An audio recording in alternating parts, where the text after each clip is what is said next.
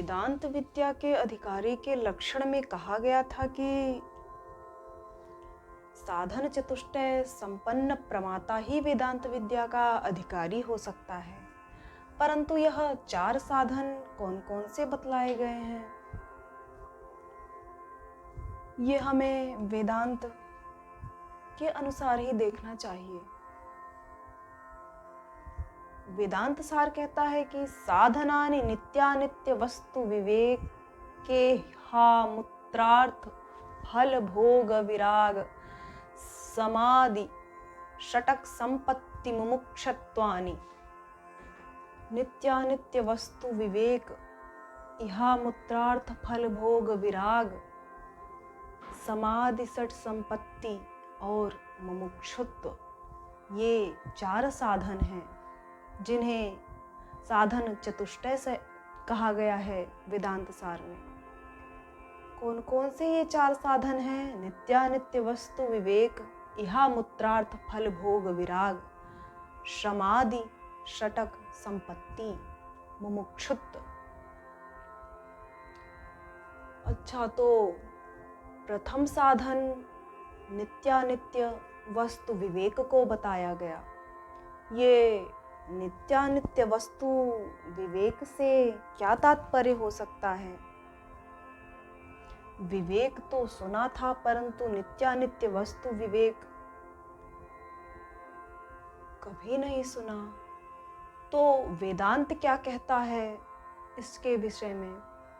नित्यानित्य वस्तु विवेकस्तावत् ब्रह्मैव नित्यं वस्तु ततोऽन्यदखिलमनित्यमिति विवेचनम।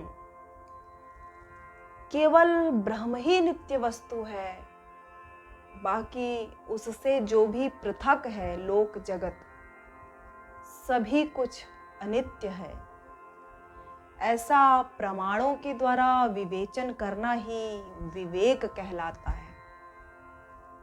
केवल ब्रह्म ही नित्य वस्तु है, उससे पृथक जो भी है, जो भी कुछ वस्तु है, वो अनित्य की श्रेणी में आता है।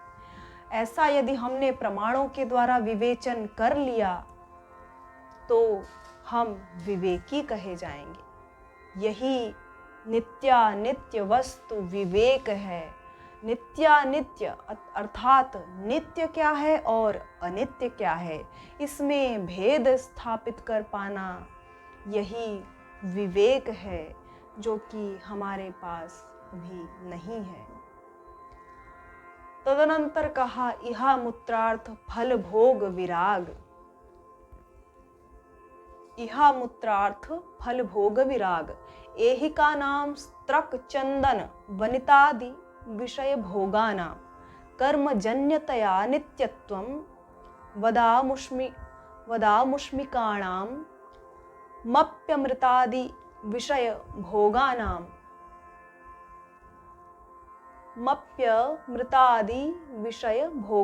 मनित्यतया तेभ्यो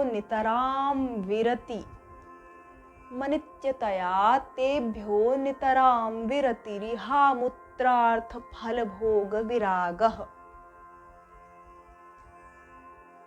कहते हैं कि एहिका नाम स्त्रक चंदन वनितादि विषय भोगा नाम, इस लोक में प्राप्त होने वाले माला चंदन कामिनी आदि जो भी विषय भोग्य पदार्थ हैं वो सभी अनित्य हैं और उनसे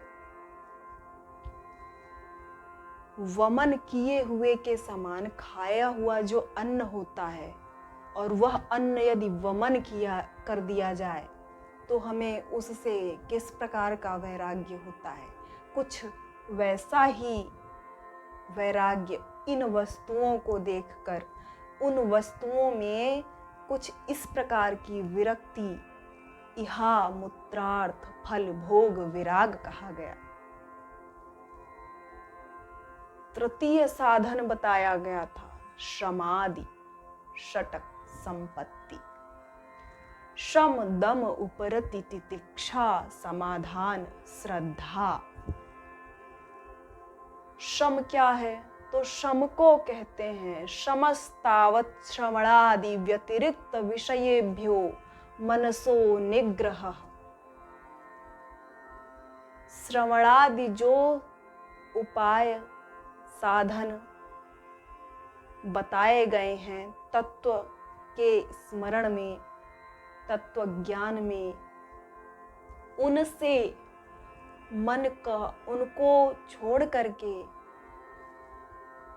अन्य जो विषय हैं उनसे मन को हटा लेना।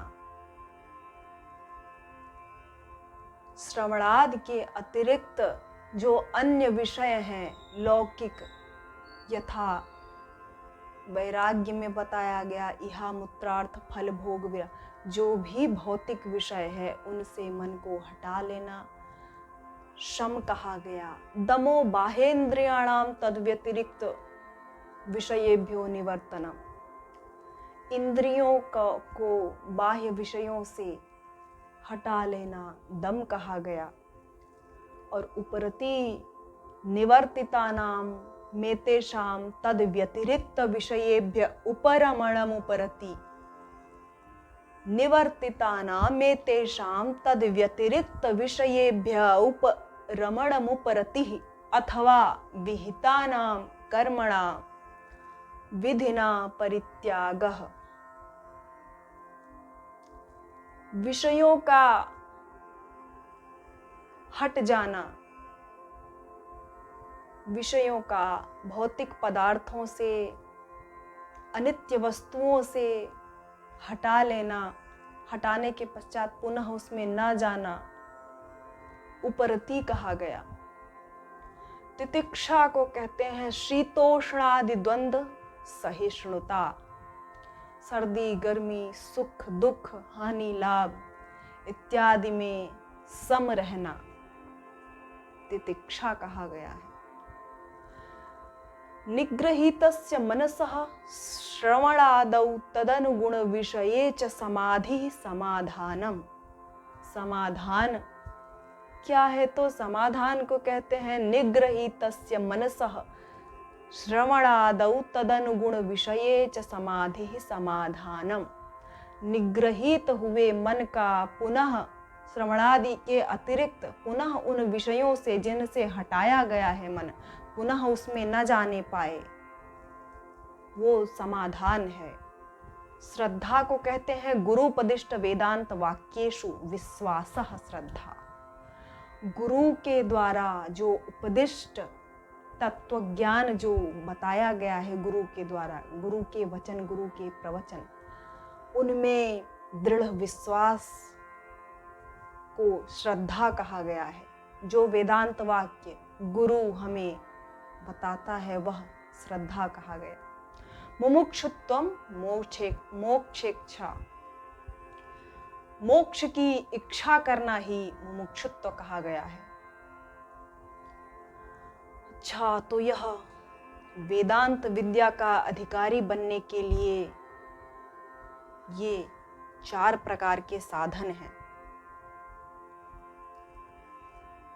इनको धारण करना चाहिए, परंतु प्रथमतः स्मरण पर बल देना चाहिए, क्योंकि हमें परीक्षा भी देनी है।